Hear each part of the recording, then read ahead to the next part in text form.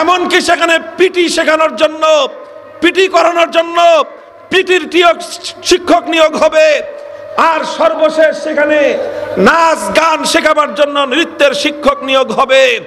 এবার আমরা বাংলাদেশে কণ্ঠে আওয়াজ তুলতে চাই, লাখো কণ্ঠে, প্রতিটি প্রাইমারি স্কুলের জন্য বিশুদ্ধ কোরআনের তেলাওয়াত শিক্ষা দেওয়ার জন্য একজন করে নুরানি মুআল্লিমের শিক্ষক নিয়োগ দিতে হবে। এই আওয়াজ দেখেন, এটা শুধু আলেমদের জন্য না, কারণ আলেমদের সন্তানরা তো বেশিরভাগ মাদ্রাসায় পড়ে। কথা বলেন ঠিক না বেঠিক? আমাদের সন্তানরা আলহামদুলিল্লাহ মাদ্রাসায় পড়াশোনা করে, যা শেখার তাদেরকে আমরা মাদ্রাসাতেই শিখিয়ে দেই। এটার প্রয়োজন বাংলাদেশের আপামর জনগণের জন্য। বাংলাদেশের জাতীয় শিক্ষা ব্যবস্থা, মুসলমানদের রাষ্ট্রের জাতীয় শিক্ষা ব্যবস্থা, আল্লাহর কোরআনের বিশুদ্ধ তেলাওয়াত বিবর্জিত এই শিক্ষা মুসলমানদের শাহজালালের বাংলা চলতে পারে না। এই জন্য যারা শিক্ষাবিদ আছেন, স্কুল কলেজগুলোর শিক্ষা ব্যবস্থার সঙ্গে যারা জড়িত আছেন, শিক্ষক ভাইরা, শিক্ষিকা বোনেরা, যারা ব্যবস্থাপনার সঙ্গে ম্যানেজিং কমিটির সদস্যরা যারা রয়েছেন, এরপরে যারা প্রশাসনের সঙ্গে জড়িত আছেন, আপনারা এই বিষয়ে উদ্যোগ গ্রহণ করেন। এখন বলছি, উদ্যোগ গ্রহণ করেন। যদি এই বিষয়ে আপনারা যথাযথ পদক্ষেপ নিতে ব্যর্থ হন, সেদিনের জন্য অপেক্ষা করুন। গোটা শিক্ষা ব্যবস্থা আমরা নিজেদের হাতে তুলে নিয়ে আমাদের সন্তানদের শিক্ষার দায়িত্ব আমরাই গ্রহণ করব।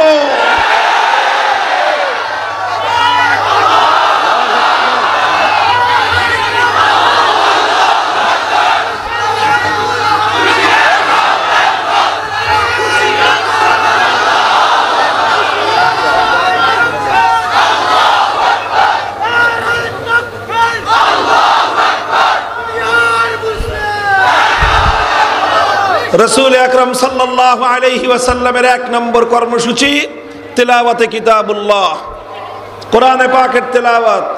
কথা ঠিক কিনা? কাজেই কোরআনের এই তেলাওয়াত এদেশে মক্তব হেফজখানার মাধ্যমে চালু আছে। এটাকে আরো বিস্তৃত করতে হবে, আরো সম্প্রসারিত করতে হবে। কথা বলেন ঠিক না বেঠিক? আল্লাহ পাক রব্বুল আলামিন আমাদেরকে সমবেত হওয়ার তৌফিক দিয়েছেন। রব্বে করিমের বড়ই মেহেরবানি। এই জন্য আল্লাহ পাক রব্বুল আলামিনের দরবারে কালিমাতুশ শুকরের হাদিয়া পেশ করি, আলহামদুলিল্লাহ। সম্মানিত হাজিরিন, একটি ঐতিহ্যবাহী দ্বীনি শিক্ষার প্রাণকেন্দ্র, রুহানিয়াতের মার্কাজ এই জামিয়া। আল্লাহ পাক রব্বুল আলামিন এই জামিয়াকে তার অভীষ্ট লক্ষ্য পানে পৌঁছার তৌফিক দান করেন। এই জামিয়ার মাধ্যমে গোটা এলাকায় ইসলামের আলো অতীতে যেভাবে ছড়িয়েছে, আগামীতে এর মধ্যে আরো আল্লাহ বরকত দান করুন। এর নূরের মধ্যে আল্লাহ পাক আরো বৃদ্ধি দান করুন। আমি আপনাদের সম্মুখে পবিত্র কোরআনে পাকের সূরাতুল জুমার একটি আয়াত তেলাওয়াত করেছি। আমার তেলাওয়াতকৃত আয়াতের মূল বিষয়বস্তু হলো যে আল্লাহ রসুল সাল্লাল্লাহু আলাইহি ওয়াসাল্লাম, বিশ্বনবী মুহাম্মদুর রাসূলুল্লাহ সাল্লাল্লাহু আলাইহি ওয়াসাল্লাম দুনিয়াতে আগমন করে নবুয়ত লাভ করার পরে যেই কাজগুলো তিনি করেছেন, যেই দায়িত্বগুলো তিনি পালন করেছেন, আর যেই কাজের মাধ্যমে আমাদের নবী মুহাম্মদুর রাসূলুল্লাহ সাল্লাল্লাহু আলাইহি ওয়াসাল্লাম তার সুমহান লক্ষ্য অর্জন করেছেন, একটা ইনকিলাব এবং বিপ্লব সাধন করেছেন, সেই কর্মসূচিগুলো নিয়ে কিছু আলোচনা করা, আলোকপাত করা, যেন আমরাও সেই ধারায় আজকের নব্য জাহেলিয়তকে পরিবর্তন করে আবার সেই নবী যুগের মতো একটি নতুন সমাজ, একটি শান্তির সমাজ যেন আমরা গড়তে পারি। আল্লাহ আমাদেরকে তৌফিক দান করেন। মুহতারাম হাজিরিন, আমরা জানি আমাদের রাসূল আকরাম সাল্লাল্লাহু আলাইহি ওয়াসাল্লাম তিনি যেই সময়ে নবুয়ত প্রাপ্ত হয়েছিলেন, প্রেরিত হয়েছিলেন, সেই সময়টা, সেই যুগটা খুব ভালো ছিল না। পৃথিবীর ইতিহাসে সেই যুগটাকে বলা হয় আইয়ামে জাহেলিয়াত। সেই যুগটা হলো বর্বরতার যুগ, সেই যুগটা হলো অন্ধকারের যুগ, সেই যুগে আরব জাতি তারা ছিল খুবই অনুন্নত। তাদেরকে বলা হতো উম্মি, অর্থাৎ তারা হলো অশিক্ষিত জাতি। তাদের মধ্যে কোনো সভ্যতা, কালচার কোনো কিছুই গড়ে ওঠে নাই। তারা ছিল একেবারেই আরব্য, অনুন্নত, বেদুইন, শিক্ষাহীন, কুসংস্কারাচ্ছন্ন একটা জাতি। মারামারি, কাটাকাটি, খুনাখুনি ছিল যাদের নিত্য নৈমিত্তিক ব্যাপার। পৃথিবীর ইতিহাসে সবচেয়ে বর্বর মানুষ ছিল তারা। সেই সমাজটাকে, সেই মানুষগুলোকে মাত্র 23 বছরের ব্যবধানে আল্লাহ রসুল সাল্লাল্লাহু আলাইহি ওয়াসাল্লাম এমন এক পর্যায়ে উন্নীত করেছিলেন, যেই যুগকে, যেই সময়কে বর্বর যুগ বলা হতো, সেটা খায়রুল কুরুন, পৃথিবীর ইতিহাসের সর্বশ্রেষ্ঠ যুগে পরিণত হয়ে গেল। যেই মানুষগুলো ছিল সবচেয়ে বর্বর মানুষ, সেই মানুষগুলো পৃথিবীর ইতিহাসের সবচেয়ে শ্রেষ্ঠ এবং সোনার মানুষে পরিণত হলো। তো এটা কিভাবে হলো? কিসের মাধ্যমে এই পরিবর্তনটা আসলো? সেটা আজকের পৃথিবীর জানা দরকার, সেটা আজকের মুসলিম উম্মার জানা দরকার। কারণ আজ আবার পৃথিবীকে একটা জাহেলিয়াত গ্রাস করে নিয়েছে। ওটা ছিল প্রাচীন যুগের জাহেলিয়াত, আর আজকের যেই জাহেলিয়াত মানুষকে, গোটা পৃথিবীকে গ্রাস করেছে, সেটা হলো আধুনিক, বরং চরম এবং অতি আধুনিক জাহেলিয়াত। বর্বরতার যুগের জাহেলিয়াতের চেয়ে আজকের যুগের জাহেলিয়াত আরো অনেক বেশি নৃশংস। সেই যুগের বর্বরতার চেয়ে আজকের বর্বরতা আরো অনেক বেশি ভয়ঙ্কর। সে যুগের মানুষ বর্বর হলে 2-4 জন, 200-400 মানুষ খুন হতো, আর এখনকার যুগের বর্বরতার মাধ্যমে একসাথে লক্ষ কোটি মানুষকে খুন করা হয়। আবার সেই যুগের মানুষ, বর্বর মানুষ, মানুষকে হত্যা করলে নির্বিচারে, নিরপরাধ মানুষকে হত্যা করলে এটা একটা অপরাধ বলে মানুষ বিবেচনা করত।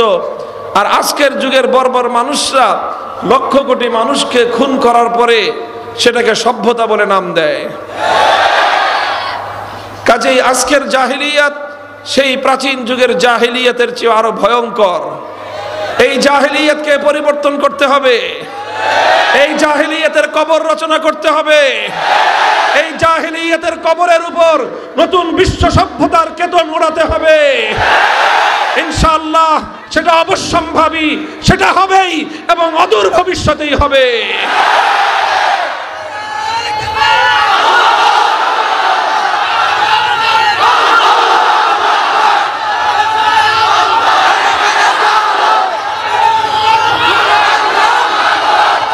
প্রশ্ন হলো, ইসলাম তো বিজয়ী হবেই। পৃথিবীর দিকে দিকে ইসলামের বিজয়ের পূর্বাভাস পরিলক্ষিত হচ্ছে। পৃথিবীর বিভিন্ন দিগন্তে ইসলামের চূড়ান্ত বিজয়ের সূর্যোদয়ের পূর্বেকার সুবহে জাদিদ দেখা যাচ্ছে।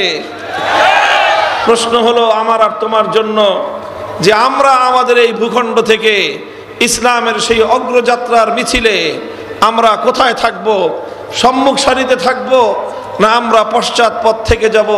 এটাই আজ আমাদের কাছে ঐতিহাসিক এবং সবচেয়ে গুরুত্বপূর্ণ প্রশ্ন।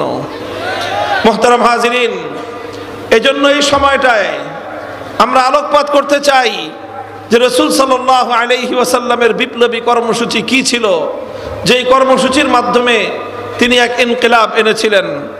আমরাও যদি সেই কর্মসূচিগুলোকে, সেই কাজগুলোকে ধারণ করতে পারি, ইনশাআল্লাহ নতুন জাহেলিয়াতকে পরাস্ত করে আবার সেই নবী যুগের সোনালী আদর্শ আমরা ফিরিয়ে আনতে পারবো। হুয়াল্লাযী বাআসা ফিল উম্মিয়্যিনা রাসূলাম মিনহুম ইয়াতলু আলাইহিম আয়াতিহি ওয়া ইউযাক্কিহিম ওয়া ইউআল্লিমুহুমুল কিতাবা ওয়াল হিকমাহ ওয়া ইন কানু মিন ক্বাবলু লাফি দালালিম মুবিন।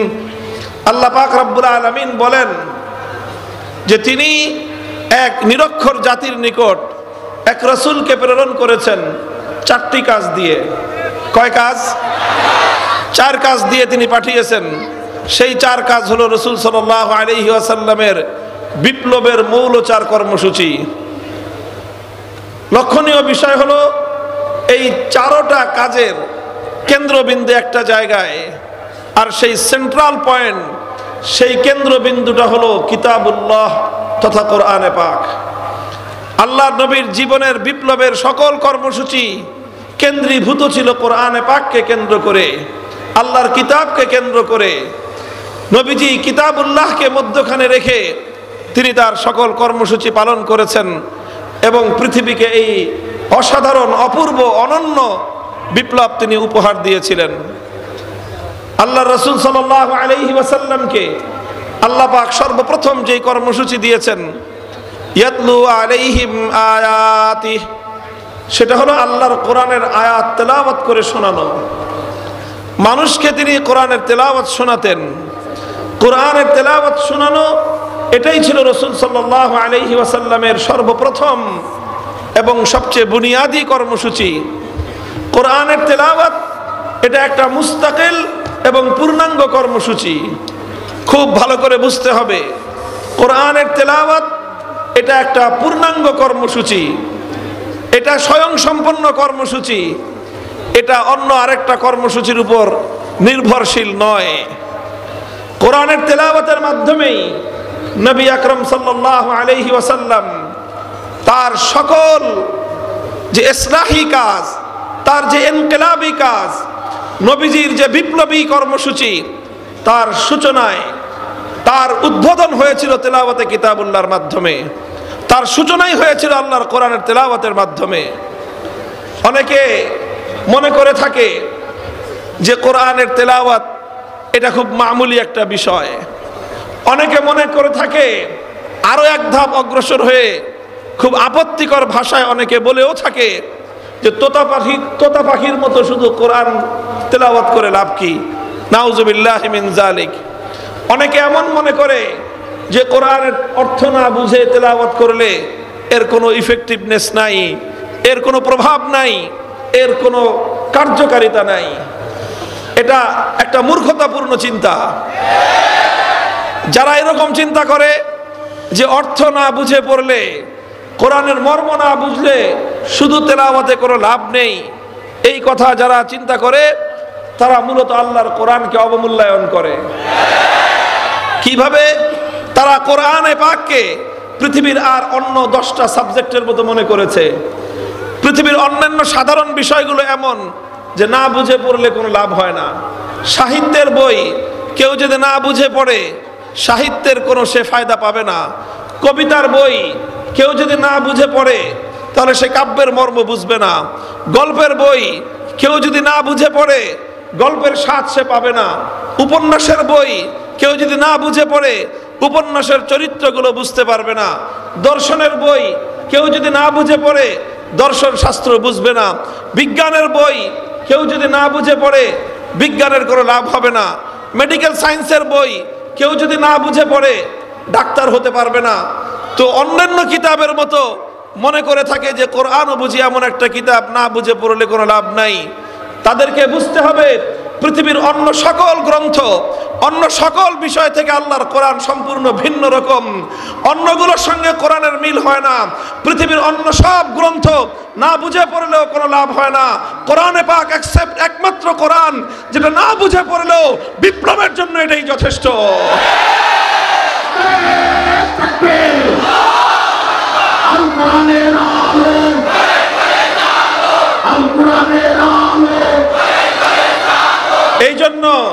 এই জন্য আমরা ইতিহাস দেখে লক্ষ্য করলে বুঝতে পারবো, সিরাতুন নবী পর্যালোচনা করলে আমরা বুঝতে পারবো রাসূল আকরাম সাল্লাল্লাহু সেই প্রথম যে আঘাত এনেছিলেন, যে আঘাত অন্ধকারের প্রাচীর শুদ্ধ কাঁপিয়ে দিয়েছিল, সেটা ছিল তেলাওয়াতে কিতাবুল্লাহ। কোরআনে পাক এমন এক কিতাব যে এর তেলাওয়াত শুনলেই কর্ণকুহর দিয়ে প্রবেশ করে মানুষের হৃদয়ে গিয়ে হৃদয়ের বদ্ধ দুয়ারে কড়া নাড়ে এবং সেই হৃদয়ের বদ্ধ দুয়ারগুলো খুলে দেয়। অসংখ্য মানুষ শুধু আল্লাহর কোরআনের তেলাওয়াত শুনে হেদায়েত পেয়ে যায়। সিরাতু আসহাবিন নবী সাল্লাল্লাহু আলাইহি ওয়াসাল্লামে ঘটনা পাওয়া যায়, হযরত আবু বকর রাদিয়াল্লাহু আনহু তিনি একবার মক্কা ছেড়ে চলে যাচ্ছেন, থাকবেন না আর মক্কায়। রাস্তার মধ্যে এক ব্যক্তির সঙ্গে দেখা, একজন নেতা, সরদার কেসেমের মানুষ, ইবনুদ দাগিনা তার নাম। জিজ্ঞাসা করলো, আবু বকর কোথায় যাও? বললেন, আমি মক্কায় থাকবো না। কেন থাকবেন না? মক্কার মানুষ আমাকে জুলুম নির্যাতন করেছে, উত্ত্যক্ত করে, বিরক্ত করে, আমি আর মক্কায় থাকবো না। ইবনু দাগিনা বলল যে না, আবু বকর তোমার মতো পরোপকারী মানুষ, মানুষের উপকার করাই যার ধর্ম, তোমার মতো এইরকম একজন সোনার মানুষ, মাটির মতো নরম মানুষ, তুমি যদি মক্কা ছেড়ে চলে যাও, এটা মক্কার অধিবাসীদের জন্য চরম লজ্জা এবং বদনামের বিষয় হবে। তুমি চলো আমার সাথে, কেউ তোমাকে ডিস্টার্ব করবে না, অন্যায় অত্যাচার করবে না, আমি তোমার দায়িত্ব গ্রহণ করলাম। ইবনু দাগিনা আবু বকর রাদিয়াল্লাহু আনহুকে নিয়ে মক্কায় আসলেন। মক্কার অধিবাসীদেরকে ডেকে বললেন যে এটা কেমন আচরণ তোমাদের, যে তোমাদের আচরণে আবু বকরের মতো সোনার মানুষ একজন সে মক্কা ছেড়ে চলে যাচ্ছে, যদি সে চলে যায় গোটা আরবের মধ্যে তোমাদের বদনাম ছড়িয়ে পড়বে যে মক্কার লোক দুষ্ট, তাদের আচরণে আবু বকরের মতো মানুষ টিকতে পারে নাই। কাজেই তোমরা, আমি দায়িত্ব নিচ্ছি, আবু বকর মক্কায় থাকবে, তোমরা কেউ তাকে কোনো উত্ত্যক্ত করতে পারবে না, বিরক্ত করতে পারবে না। মক্কার লোক কি বলেছিল? ইতিহাস বুখারী শরীফের হাদিসের কিতাবগুলো উল্টান। মক্কার লোকেরা বলেছিল ঠিক আছে, আবু বকর থাকুক মক্কায়, আবু বকর অনেকজন সম্মানিত সম্ভ্রান্ত একজন মানুষ, সে থাকুক, তার জন্য অনেক ছাড় আমরা দিব। আবু বকর আমাদের বাপদাদার ধর্ম ছেড়ে দিয়ে মুহাম্মদের ধর্ম গ্রহণ করেছে সাল্লাল্লাহু আলাইহি ওয়াসাল্লাম, আমরা না হয় সেটাও মেনে নিলাম। আবু বকর মুহাম্মদের ধর্মের দাওয়াতি কাজ করে, সেটাও না হয় আমরা মেনে নিলাম। মুহাম্মদের উপর নাজিলকৃত কিতাব, সেই কিতাব সে তেলাওয়াত করে, সেটাও আমরা মেনে নিলাম। কিন্তু আবু বকরকে একটা শর্ত মানতে হবে। কি শর্ত? যে আবু বকর তেলাওয়াত করে করুক, কিন্তু ঘরের মধ্যে দরজা জানালা বন্ধ করে তেলাওয়াত করতে হবে। সে ঘরের বাইরে বারান্দায় দাঁড়ায় কোরআন তেলাওয়াত করতে পারবে না। কেন? সমস্যা কি? ঘরের মালিক আবু বকর, বারান্দার মালিক আবু বকর, কাজেই সে তার ঘরে বারান্দায় জানলা খুলে দরজা খুলবে না বন্ধ করবে, সেটা তার ব্যাপার। তোমাদের সমস্যা কি? না, সমস্যা আছে। কি সমস্যা তোমাদের? মক্কার মানুষেরা বলেছিল আবু বকর রাদিয়াল্লাহু আনহু যখন তার ঘরের উঠোনে দাঁড়িয়ে উন্মুক্ত জায়গায় আবেগ মাখা কণ্ঠে আল্লাহর কোরআনের তেলাওয়াত শুরু করে দেয়, তখন গোটা মক্কার মধ্যে এমন একটা পরিবেশ তৈরি হয়, চুম্বক যেমন লোহাগুলোকে আকর্ষণ করতে থাকে, মক্কার মানুষের ঘরগুলো থেকে ছোট ছোট বাচ্চারা পর্যন্ত আবু বকরের আবেগ মাখা কণ্ঠের তেলাওয়াতে মুগ্ধ আর পাগল হয়ে তারা আবু বকরের তেলাওয়াত শুনবার জন্য বাঁধ ভাঙ্গা জোয়ারের মতো ছুটতে আরম্ভ করে। গোটা মক্কার মধ্যে একটা বিপ্লব সাধিত হয়ে যায়। আবু বকরের তেলাওয়াত গোটা মক্কার মধ্যে হালচাল তৈরি করে দেয়, বিপ্লবের পরিবেশ তৈরি করে দেয়, মানুষের বদ্ধ দুয়ারগুলো খুলে দেয়, অন্ধকারের কুহেলিকা ভেদ করে প্রতিটি মানুষের হৃদয়ের মধ্যে হেদায়েতের বীজ বপন করে। এই জন্য মক্কার লোকেরা শর্ত আরোপ করলো, আবু বকর তেলাওয়াত করতে পারবে, কিন্তু আমাদের কোন মক্কার মানুষের কর্ণকুহরে যেন আবু বকরের তেলাওয়াতের আওয়াজ পৌঁছতে না পারে। মুহতারাম হাজিরিন, প্রমাণ করে কথা যে আল্লাহর কোরআনের তেলাওয়াত এমন এক ইফেক্টিভ, এমন একটা পাওয়ারফুল কিতাবের তেলাওয়াত, যে এই তেলাওয়াত পৃথিবীর যেখানেই হবে সেখানেই হেদায়েতের ফুল ফুটবে। এজন্যই আমরা বলি এই কোরআনের তেলাওয়াত এর গুঞ্জরণ ছড়িয়ে দাও ঘরে ঘরে, মুসলমানদের পাড়ায় পাড়ায়, কণ্ঠে কণ্ঠে আল্লাহর কোরআনের তেলাওয়াতের পরিবেশ তৈরি করো, সমস্ত জাহিলিয়াত বিদূরিত হবে ইনশাআল্লাহ। আলহামদুলিল্লাহ, এই তেলাওয়াতে কিতাবুল্লাহর ঐতিহাসিক দায়িত্ব শত শত বছর ধরে এই জনপদে পালন করে আসছে আমাদের মাদ্রাসার মক্তবার হেফজখানাগুলো। বলেন কথা ঠিক না বেঠিক? এই জাতির সন্তানদেরকে কোরআনে পাকের তেলাওয়াত শিক্ষা দেয় মক্তবার হেফজখানায়। হেফজখানার শিক্ষার মাধ্যমে মুসলমানদের সন্তানদের হৃদয়ের মধ্যে আল্লাহর কোরআন অঙ্কন করে দেয়া হয়, খোদাই করে দেয়া হয়। এই সন্তানরা যেখানেই যায় কোরআনের তেলাওয়াত সেখানে যায়। এরা ঘরে থাকলে কোরআনের তেলাওয়াত তার ঘরে হয়, এরা রাস্তায় থাকলে এদের কণ্ঠে আল্লাহর কোরআনের তেলাওয়াতে বাংলার পথ ঘাট বিমোহিত হয়।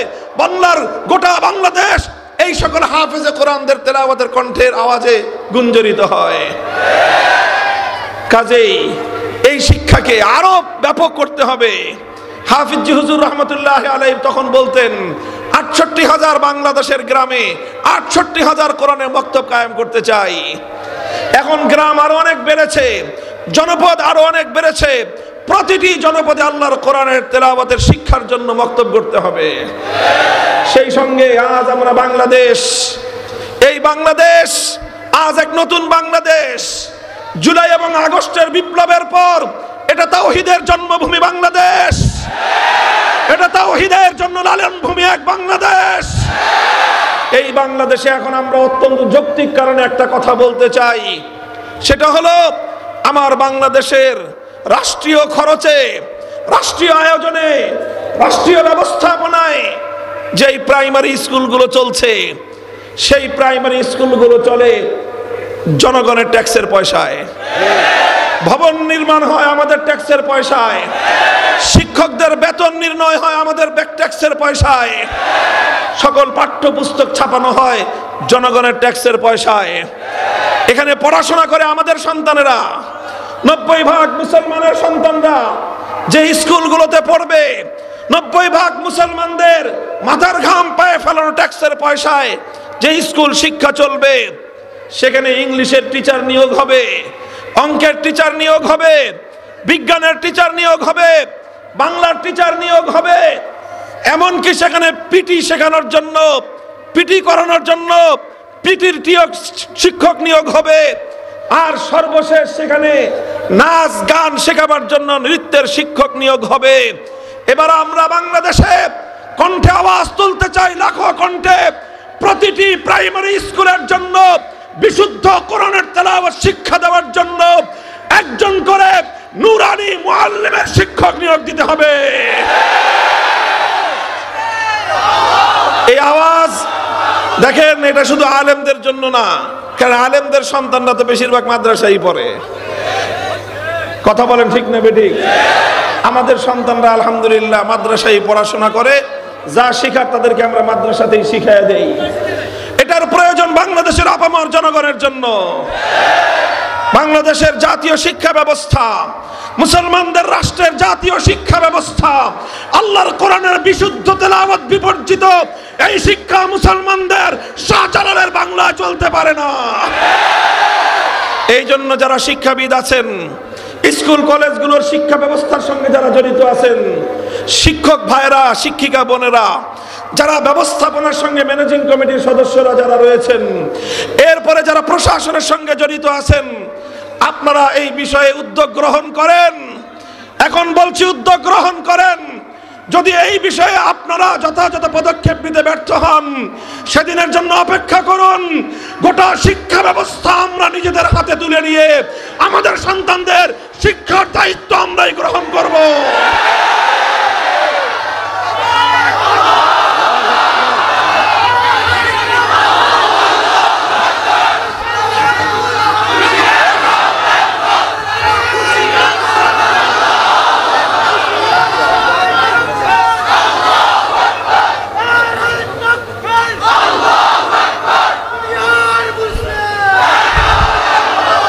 রাসূল আকরাম সাল্লাল্লাহু আলাইহি ওয়াসাল্লামের 1 নম্বর কর্মসূচি তিলাওয়াতে কিতাবুল্লাহ, কোরআনে পাকের তেলাওয়াত। কথা ঠিক কিনা? কাজেই কোরআনের এই তেলাওয়াত এদেশে মক্তব হেফজখানার মাধ্যমে চালু আছে। এটাকে আরো বিস্তৃত করতে হবে, আরো সম্প্রসারিত করতে হবে। কথা বলেন ঠিক না বেঠিক? মুসলমানদের প্রতিটি মুসলিম নারী পুরুষের, প্রতিটি মুসলিম নারী পুরুষ আগামী প্রজন্মে আর কিছু পারুক বা না পারুক, তারা যেন বিশুদ্ধ কণ্ঠে আল্লাহর কোরআনের তেলাওয়াত করতে পারে। আগামীর বাংলাদেশ হবে কোরআনের বাংলাদেশ। অনেক গল্প শুনেছো তোমরা ডিজিটালের, স্মার্টনেসের গল্প শুনিয়েছো। ওই স্মার্টনেস আর ডিজিটাল দিয়ে উম্মতে মুসলিমার এই পতন ঠেকানো যাবে না। উম্মতকে কোরআনের আলোয় উদ্ভাসিত করতে হবে। এটা আমাদের অত্যন্ত গুরুত্বপূর্ণ একটা এজেন্ডা, মনে রাখবেন আলেম সমাজ এবং আলেমদের সঙ্গে যারা কাজ করেন, বাংলাদেশের আগামী প্রজন্মকে নিয়ে যারা ভাবেন, বাংলার প্রতিটি সন্তান যেন আগামী দিনে কোরআনের তেলাওয়াত শিখে তারা যেন বড় হতে পারে, সে উদ্যোগ আমাদেরকে নিতে হবে। আল্লাহর পয়গম্বরের 2 নম্বর কর্মসূচি ওয়া ইউআল্লিমুহুমুল কিতাব। 1 নম্বর কর্মসূচি ছিল তিলাওয়াতে কিতাবুল্লাহ, 2 নম্বর কর্মসূচি হলো তালিমে কিতাবুল্লাহ। অর্থাৎ আল্লাহর কিতাব কোরআনে পাকের তালিম।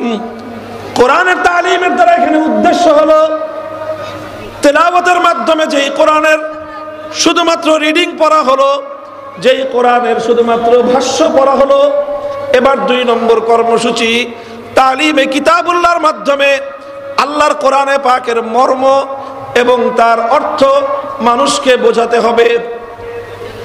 কোরআনের অর্থ বুঝতে আমরা না করতেছি না, আমরা বলতেছি শুধু তেলাওয়াতে কিতাবুল্লাহ এটা একটা স্বয়ংসম্পন্ন কর্মসূচি, কোরআনের অর্থ বোঝা এটা আরেকটা স্বয়ংসম্পন্ন কর্মসূচি।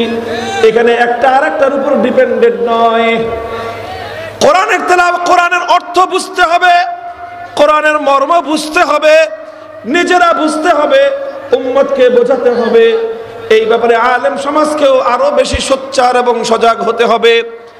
একজন মানুষকে যদি আমি আল্লাহর কোরআনের মর্ম বোঝাবার চেষ্টা করতে পারি, একজন মানুষকে যদি আমি আল্লাহর কোরআনের অর্থ বোঝাতে পারি, অভিজ্ঞতা বলে কোরআনের মর্ম এবং কোরআনের অর্থ এটাও মানুষের হৃদয়ের মধ্যে এমন দাগ কেটে যায়, পৃথিবীতে আল্লাহর কোরআনের মতো হৃদয়ের মধ্যে প্রভাব সৃষ্টিকারী এমন দ্বিতীয় কোনো গ্রন্থ নাই। এটা আমি অভিজ্ঞতার আলোকে বলছি। যদি আল্লাহ কোন নির্ভরযোগ্য আলেমের কৃত অনুবাদ একবার যদি পড়ে শুরু থেকে শেষ পর্যন্ত মনোযোগ দিয়ে, একদিনে পড়তে হবে না, একটু একটু করে পড়েন, 1 বছর লাগায় পড়েন, শুধু কোরআনে পাক শুরু থেকে শেষ পর্যন্ত পূর্ণ কোরআন একবার অনুবাদ পড়বেন। একবার কোরআনে পাকের অনুবাদ পড়ার পর যে কোনো ব্যক্তির হৃদয়ের মধ্যে আল্লাহর কোরআন প্রভাব সৃষ্টি করেই থাকবে, করেই থাকবে, করেই থাকবে। মুহতারাম হাজিরিন, এটা বড় দুঃখ এবং পরিতাপের বিষয়। অসংখ্য মুসলমান এমন আছে জীবনে অনেক পড়াশোনা করেছে, হাজার হাজার বই পড়েছে, নোবেল নাটক পড়ে শেষ করে ফেলেছে, বঙ্কিমচন্দ্র থেকে শুরু করে হুমায়ুন আহমেদ পর্যন্ত কোনো কিছু বাদ রাখে নাই, সব পড়েছে, দর্শনের বই পড়েছে, বিজ্ঞানের বই পড়েছে। এমনকি ডাক্তাররা তো পড়তে পড়তে পড়তে পড়তে একেবারে 90 বছর পর্যন্ত খালি পড়তেই থাকে। এত পড়াশোনা করেন, কিন্তু বহু মানুষ এমন আছে সারা জীবনে এতটুকু ফুরসত তার হয় নাই যে আল্লাহর কোরআনের সূরা ফাতিহা থেকে সূরা নাস পর্যন্ত কোরআনে পাকের মর্মটা একবার পড়ে দেখবেন। এর চেয়ে দুর্ভাগ্য এবং এর চেয়ে লজ্জার কোনো বিষয় থাকতে পারে না। মুহতারাম হাজিরিন, এই জন্য মানুষকে, উম্মতকে কোরআনের মর্ম বোঝানোর জন্য উলামায়ে কেরামের অনেক কসরত, অনেক মেহনত রয়েছে, এবং এটা নায়েবে নবী হিসাবে উম্মতের আলেম সমাজের ঐতিহাসিক জিম্মাদারি। এজন্য গোটা দেশব্যাপী তাফসীরুল কোরআন মাহফিলের মাধ্যমে আলেমগণ মানুষের কাছে কাছে কোরআনের মর্ম পৌঁছে দেওয়ার চেষ্টা করছেন। মসজিদে মসজিদে তাফসীরুল কোরআনের মাধ্যমে খতিব এবং ইমাম সাহেবগণ মানুষের কাছে কোরআনের বার্তা এবং মেসেজ পৌঁছানোর চেষ্টা করেন। উলামায়ে কেরাম তাফসীরুল কোরআন গ্রন্থ লিখে লিখে মানুষের কাছে কোরআনের মেসেজ পৌঁছানোর চেষ্টা করেছেন। কোরআনে পাকের অনুবাদ লিখে মানুষকে কোরআনের মর্ম বোঝানোর চেষ্টা করেছেন। এখন আমরা যদি এখান থেকে আল্লাহর কোরআনের কিতাবুল্লাহর মর্মটা বুঝবার চেষ্টা না করি, এটা আমার ব্যর্থতা, অন্য কারো নয়। কথা বলেন ঠিক কিনা?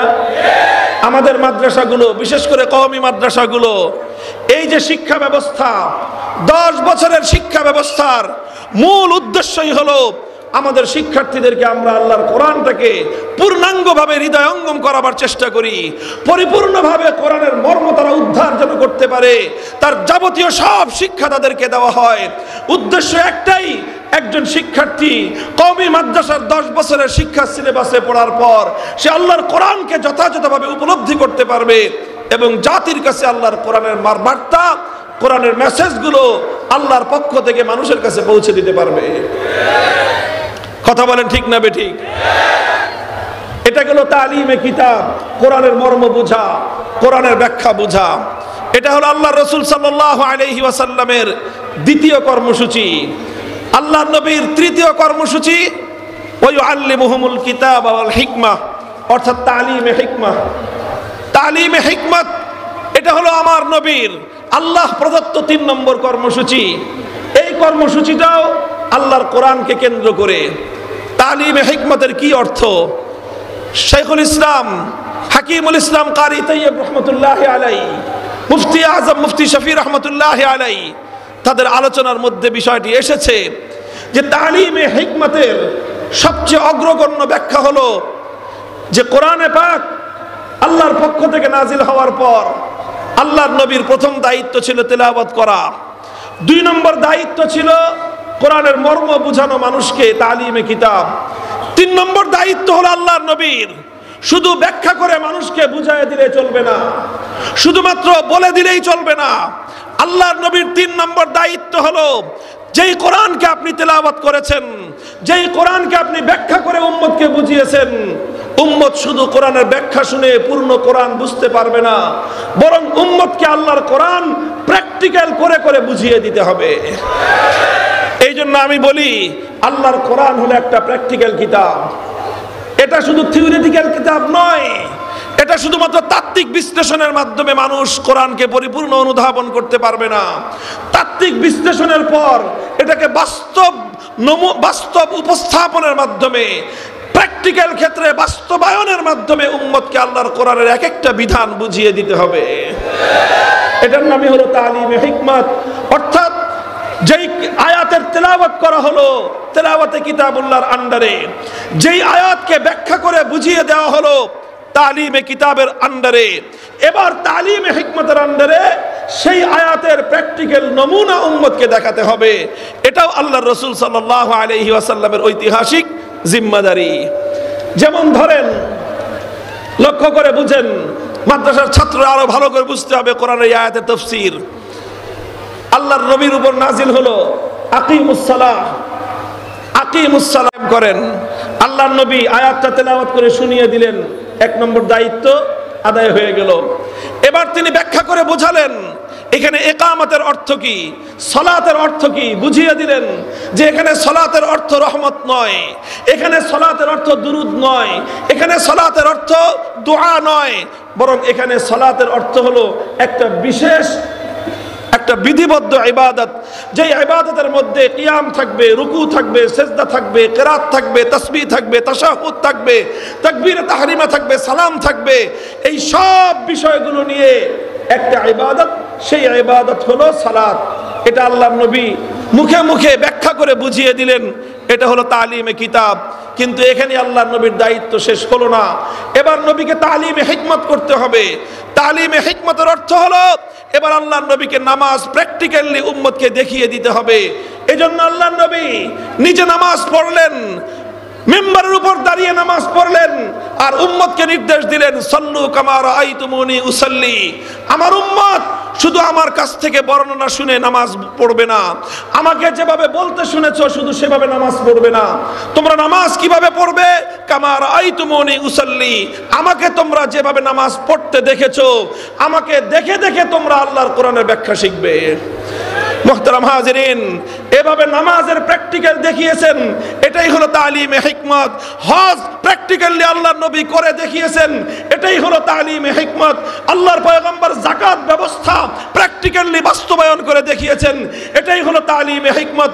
জিহাদের ময়দানে আল্লাহর নবী সশরীরে উপস্থিত হয়ে জিহাদের প্রত্যেকটা বিধান উম্মতকে শিখিয়েছেন, এটাই হলো তালিমে হিকমত। আল্লাহর পয়গম্বর পুরা শরীয়ত, পুরা দ্বীন, পুরা শরীয়ত, পুরা দ্বীন ব্যক্তিগত ক্ষেত্রে, পারিবারিক ক্ষেত্রে, সামাজিক ক্ষেত্রে, রাজনৈতিক ক্ষেত্রে, রাষ্ট্র ব্যবস্থার ক্ষেত্রে পূর্ণ দ্বীন আল্লাহর পয়গম্বর প্র্যাকটিক্যাল বাস্তবায়ন করে উম্মতকে শিখিয়ে গেছেন। এটার নামই হলো তালিমে হিকমত। এটার নামই হলো কি? তালিমে হিকমত। আল্লাহর কোরআনের থিওরিটিক্যাল এক্সপ্লেনেশন, এটার নাম হলো তালিমে কিতাব। আর প্র্যাকটিক্যাল এক্সপ্লেনেশন, এটার নামই হলো তালিমে হিকমত।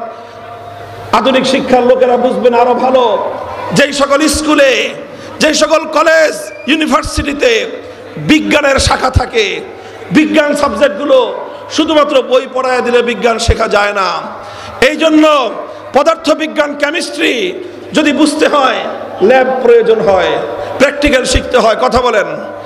মেডিকেল সায়েন্সে আরো বেশি, মেডিকেল সায়েন্সে, ডাক্তারি বিদ্যায় এক একজন শিক্ষক শুধু লেকচার করে দিলে, বক্তৃতা দিয়ে দিলে, শুধু সবক পড়ায় দিলে কোনো মানুষ কোনোদিন ডাক্তার হতে পারবে না। এই জন্য প্রত্যেকটা ক্লাসের পরে টিচাররা, শিক্ষক শিক্ষিকারা ছাত্রদেরকে নিয়ে আলাদা ল্যাবরেটরি থাকে, সেখানে মানুষের মাথা থেকে পা পর্যন্ত প্রত্যেকটা অঙ্গের বিস্তারিত নকশা সহ সেখানে বিবরণ থাকে। সেটাকে দেখায় দেখায় প্র্যাকটিক্যালি মেডিকেল সায়েন্সের শিক্ষা দেওয়া হয়। মেডিকেল সায়েন্স যতটা প্র্যাকটিক্যাল, আল্লাহর কোরআন তার চেয়ে বেশি প্র্যাকটিক্যাল। এই জন্য কোরআন শিখতে হয়েছে। সাহাবায়ে কেরাম আল্লাহর নবীর সোহবতে থেকে প্র্যাকটিক্যাল দেখে কোরআন শিখেছেন। তাবেঈনে কেরাম সাহাবায়ে কেরামকে দেখে প্র্যাকটিক্যালি কোরআন শিখেছেন। তাবেঈনদেরকে দেখে প্র্যাকটিক্যাল কোরআন শিখেছেন। আজ পর্যন্ত উম্মতের উলামায়ে কেরাম তাদের পূর্বসূরীদেরকে দেখে দেখে প্র্যাকটিক্যালি কোরআন শিখেছেন। গোটা উম্মতকে এজন্যই আলেম সমাজের কাছে এসে প্র্যাকটিক্যাল ভাবে আল্লাহর কোরআন শিখতে হয়। যারা মনে করে আলেমদের কাছ থেকে দূরে থেকে ইসলাম শিখে ফেলবে, যারা মনে করে আলেমদের সঙ্গে সম্পর্ক না রেখেই দ্বীন বুঝে ফেলবে, তারা বোকার স্বর্গে বসবাস করে। তাদের চেয়ে গণ্য মূর্খ দুনিয়াতে আর কেউ হতে পারে না। এই জন্য এই ধারাবাহিকতার সাথে আমাদেরকে যুক্ত হতে হবে। কথা বলেন ঠিক না বেঠিক?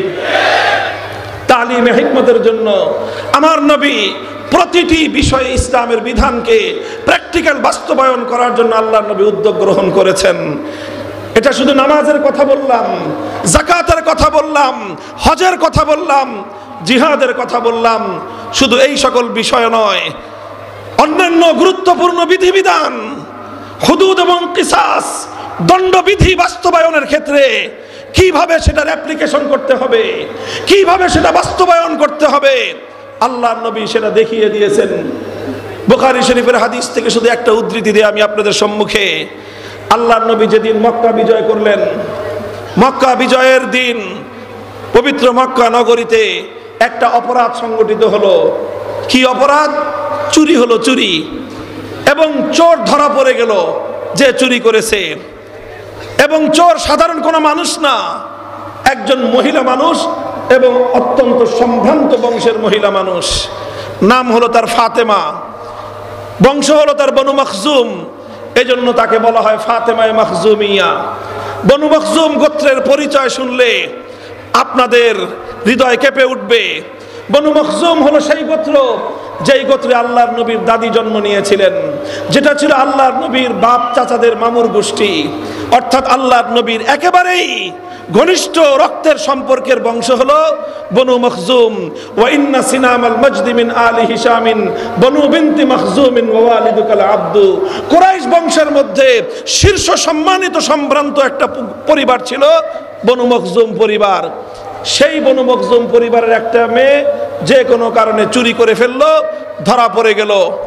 এখন ফাফাজিআ কওমুহা ইলা উসামা ইবনে যায়েদ, তার গোত্র তারা দুশ্চিন্তায় পড়ে গেল যে এখন যদি মক্কায় আল্লাহর কোরআনের বিধান বাস্তবায়ন হবে আর এই মেয়েটার হাত কাটা যাবে, হাত কাটা যাবে একটা মেয়ের, আর নাক কাটা যাবে গোটা বংশের মানুষ। বনু মখজুমের মতো সম্ভ্রান্ত পরিবারের দিকে বাঁকা চোখে তাকাবে, বলবে এদের মেয়েরা চুরি করে। এই জন্য গোটা বংশ তারা দুশ্চিন্তায় পড়ে গেল, কি করা যায়।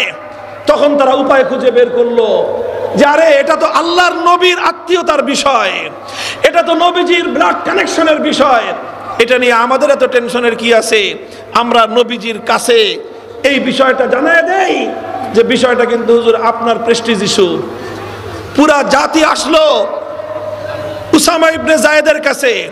উসামা ইবনে যায়েদ সম্পর্কে আল্লাহর নবীর যে পালক পুত্র যায়েদ ইবনে হারেসার ছেলে উসামা নবীজির নাতি হয় এবং আল্লাহর নবীর অত্যন্ত প্রিয় পাত্র। এজন্য উসামার উপাধি ছিল হিব্বু রাসূলিল্লাহ, অর্থাৎ রাসূলুল্লাহর প্রিয় পাত্র। তার জাতি এসে উসামাকে বলল যে উসামা বিষয়টা কিন্তু এরকম, তুমি তোমার দাদার কাছে বলে দিও যেন কোনোভাবেই এই মেয়েটার হাতটা না কাটা যায়। এই মেয়ের হাত কাটা গেলে কিন্তু বংশের মান সম্মান সব ধ্বংস হয়ে যাবে, ধুলোয় মিশে যাবে। উসামা বলল ঠিক আছে, আপনারা চিন্তা করেন না, আমি দাদাকে বলে দিব, কোনো সমস্যা হবে না। উসামা ইবনে যায়েদ অল্প বয়স্ক বালক ছেলে, তিনি আসলেন আল্লাহর নবীজির কাছে, এসে বললেন দাদাজি এরকম একটা ঘটনা, একটা কেস তো ঘটছে, বিষয়টাতে আপনার কাছে আসবে, এই জন্য আপনার ইনফরমেশনের জন্য আমি বলতেছি। মেয়েটার নাম কিন্তু ফাতেমা, আর সে কিন্তু আপনার দাদির গোষ্ঠীর মেয়ে, কাজে কি করতে হবে আপনি একটু ম্যানেজ করে নিয়েন। স্বাভাবিকভাবে বলছেন। এই কথা বলার পরে আল্লাহর নবীর প্রতিক্রিয়া কি ছিল? বুখারীর হাদিস, ফাতালাওয়ানা ওয়াজহু রাসূলিল্লাহি সাল্লাল্লাহু আলাইহি ওয়াসাল্লাম। এই কথাটা শোনার সঙ্গে সঙ্গে আল্লাহর নবীর চেহারার রং বদলে গেল। আল্লাহর নবী যখন রাগান্বিত হতেন, আল্লাহর নবীর চেহারার রং লাল বর্ণ ধারণ করত। ফাকান্নামা ফুকিয়া ফি ওয়াজনাতিহি হাব্বুর রুম্মান, মনে হতো আমার নবীজির চেহারার মধ্যে বেদানার রস ছিটিয়ে দেওয়া হয়েছে। নবীজির কপালের মধ্যখানে একটা রগ ছিল, সেই রগটা ফুলে উঠতো, দরদর করে কাঁপতে থাকতো। সমস্ত লক্ষণ প্রকাশ পেল। উসামা ভয় পেয়ে গেলেন আল্লাহর নবীকে দেখে। নবীজি ধমক দিলেন উসামাকে, আতাশফাউ ফি হাদ্দিম মিন হুদুদিল্লাহ, উসামা তোমার কত বড় দুঃসাহস! এখন আল্লাহর কোরআনের বিধান বাস্তবায়ন হবে, সেই বিধান বাস্তবায়ন ঠেকানোর জন্য তুমি তদবির করতে এসেছো আমার কাছে। খবরদার, হুঁশিয়ার করে দেই, ভবিষ্যতে আর কোনোদিন যেন তোমাকে আমি এইরকম কোনো বিধানের ক্ষেত্রে অন্তরায় তৈরি করার কাজে দেখতে না পাই। এরপরে আল্লাহর নবী বুঝতে পারলেন একা উসামাকে ধমকায় তো লাভ নাই, কারণ বিষয়টা তো উসামার একার নয়। উসামা ছোট মানুষ, সে গভীরতা বুঝতে পারে নাই দেখে আমি তাকে ভালোবাসি, সে আমার কাছে চলে আসছে। কিন্তু উসামা তো আসলে নিজে আসে নাই, তাকে তো পাঠানো হয়েছে। আর এই উসামাকে পাঠানোর পিছনে জড়িত আছে আমার নিজের সম্প্রদায়, কুরাইশ সম্প্রদায়, আমার দাদির পরিবার বনু মখজুম গোত্র, তারা এটার সঙ্গে জড়িত আছে।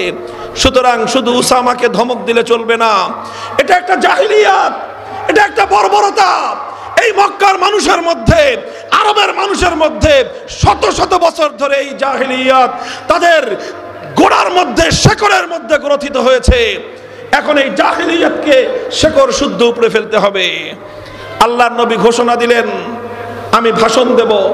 ফালাম্মা কানাল আশিয়্যু কামা রাসূলুল্লাহি সাল্লাল্লাহু আলাইহি ওয়াসাল্লাম, বিকেল বেলায় আসরের নামাজের পরে আল্লাহর নবী পবিত্র বাইতুল্লাহর সামনে দাঁড়িয়ে জাতির উদ্দেশ্যে ভাষণ দেওয়া শুরু করলেন। হে দুনিয়ার মানুষেরা, দুনিয়ার অনেক নেতারা দেশ জয়ের পরে ভাষণ দেয়, দুনিয়ার অনেক নেতারা বিপ্লবের পরে ভাষণ দেয়, দুনিয়ার অনেক নেতা কর্মী, অনেক নেতা নেত্রীরা জাতির উদ্দেশ্যে অনেক বক্তব্য দিয়েছে। আর আমার নবীও মক্কা বিজয়ের পরে জাতির উদ্দেশ্যে ভাষণ দিয়েছিলেন। পরিবর্তন তালাশ করো, মিলিয়ে দেখো পৃথিবীর ইতিহাসকে পরিবর্তন করার জন্য কেমন বক্তব্যের প্রয়োজন আর কেমন চিন্তা চেতনার প্রয়োজন। আল্লাহর নবী বললেন, হে আমার কওম, হে আমার জাতি, শুনে রাখো, ইন্নামা হালাকা মান কানা ক্বাবলাকুম ইযা সারাকা ফীহিমুদ দাঈফ আকামু আলাইহিল হাদ ওয়া ইযা সারাকা ফীহিমুশ শরীফ তারাকুহু। তোমাদের পূর্ববর্তী জাতিগুলোকে আল্লাহ ধ্বংস করে দিয়েছেন। কি ছিল তাদের অপরাধ? কোন কারণে তাদেরকে ধ্বংস করা হয়েছে? নবীজি বললেন, তাদেরকে ধ্বংস করার কারণ হলো এই, যখন তাদের মধ্যে কোন সম্ভ্রান্ত মানুষ, কোন প্রভাবশালী মানুষ, কোন ক্ষমতাবান মানুষ যখন অপরাধ করত, যখন কোন শিল্পপতি, কোন বড় ধরনের ক্ষমতাবান মন্ত্রী, এমপি, মন্ত্রীর দুলাভাই, এমপির খালু, চেয়ারম্যানের শালা, এই জাতীয় মানুষ যখন অপরাধ করত, যখন টাকা পয়সাওয়ালা শিল্পপতি মানুষ যখন কোনো অপরাধ করত, তখন তাদের উপর কোনো আইনের শাসন প্রয়োগ করা হতো না, সিস্টেম করে তাদেরকে বাঁচিয়ে দেওয়া হতো, তাদেরকে মুক্তি দেওয়া হতো। ওয়াইজা সারাকা ফীহিমুদ দাঈফ, আর ওই একই অপরাধ যখন কোনো দুর্বল করত, কোনো গরিব মানুষ, কোনো মেহনতি মানুষ, কোনো রিক্সাওয়ালা, কোনো ঠেলাগাড়িওয়ালা, কোনো নৌকার মাঝি, কোনো কৃষক, কোনো শ্রমিক, কোনো মজদুর, রাস্তার টোকাই, দরিদ্র মানুষ যখন সেই একই অপরাধ করত, এবার গোটা রাষ্ট্রযন্ত্র মিলে আইনের শাসন 100 ভাগের জায়গায় 200 ভাগ কায়েম করত। আইনের শাসন শুধু দুর্বলের উপর কায়েম করা হয়। অনেক টাকা খরচ করতে পারবে, অনেক বড় ব্যারিস্টার, অনেক বড় অ্যাডভোকেট কিনতে পারবে, অধিকাংশ ক্ষেত্রে আইনের ফাঁকফোকর দিয়ে তারা বেঁচে যাবে। এটাই হলো ব্যবস্থাপনা।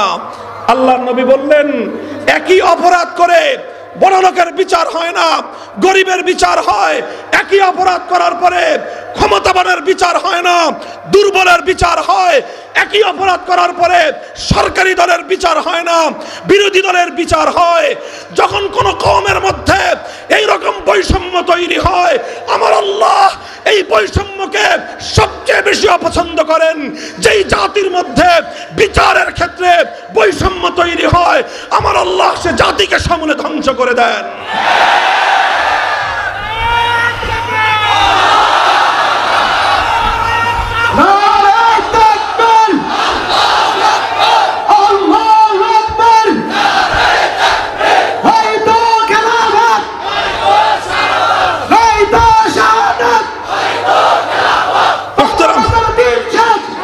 মুহতারাম হাজিরিন, হযরত উলামায়ে কেরাম মেহেরবানি করে কথাটা লক্ষ্য করে বুঝুন।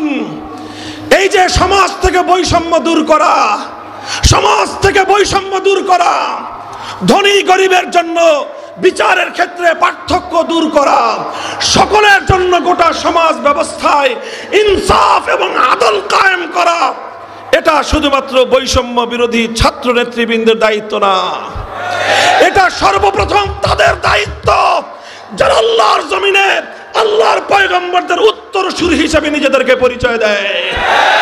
এটা সর্বপ্রথম জমিনে আম্বিয়ায়ে কেরামে দায়িত্ব পালন করেছেন।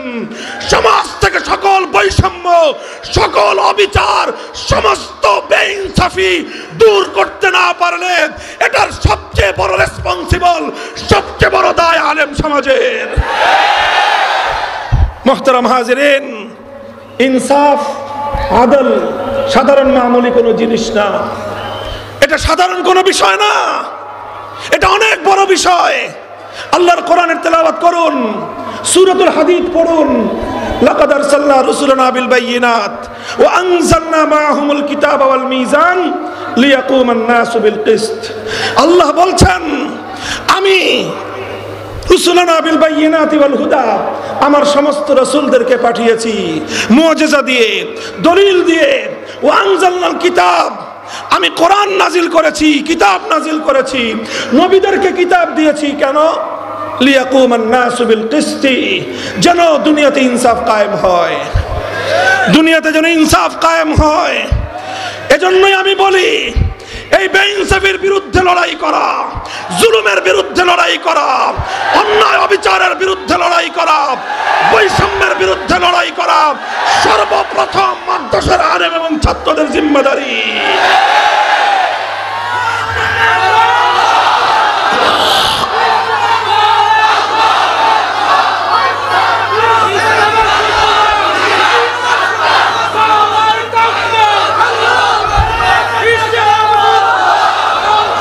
আলেম ওলামাদের কাছে বৈষম্যের বিরুদ্ধে কথা শুনলে, ন্যায় বিচারের কথা শুনলে একদল মানুষ মনে করে যে হুজুররা এই সমস্ত কথা বলে কেন?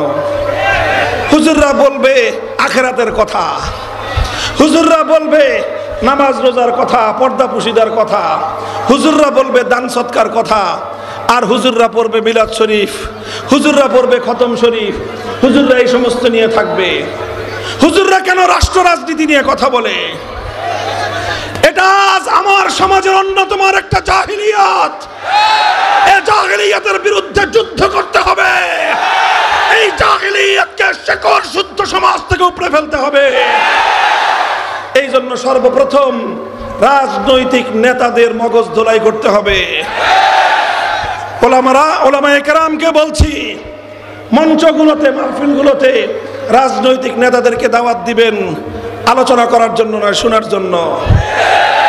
রাজনৈতিক নেতারা তো আসে আর 2 মিনিট এসেই তাড়াহুড়ো শুরু করে দেয় যে আমার জরুরি আরেকটা প্রোগ্রাম আছে, হুজুর তাড়াতাড়ি আমাকে একটু দেন।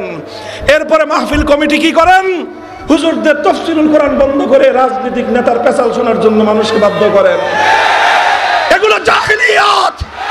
এই জাহিলিয়াতকে বাংলার মাটি থেকে উপড়ে ফেলতে হবে। রাজনৈতিক নেতারা কান খাড়া করে শুনে রাখেন, মাহফিলে আসবেন কথা বলার জন্য না, ওয়াজ শোনার জন্য।